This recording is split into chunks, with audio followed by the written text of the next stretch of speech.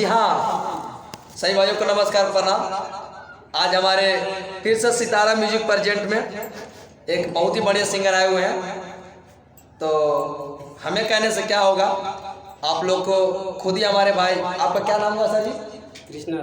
कृष्णा सो। तो आइए इनका गाना सुन लीजिए मुँह से, और उसके बाद मैं इनका गाना सुना देता हूँ। तो आइए कृष्णा जी।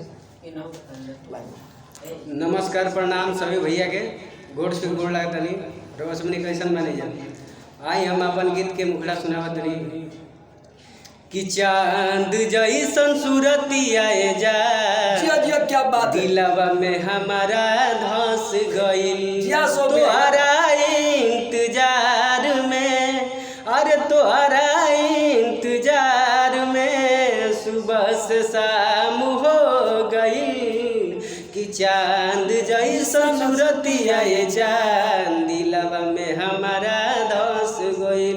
ये गाना का रोज सुने बहुत प्यार दीजा। हमार ये गाना के डायरेक्ट करते हैं अनिल भैया जी, और इनका चैनल के सब्सक्राइब करी जा। सितारा म्यूजिक प्रेजेंट में आके रोज सबनी गाना गाई जा। मौका बढ़िया बा और कम बजट में रोज सबनी के बढ़िया काम हो जाए।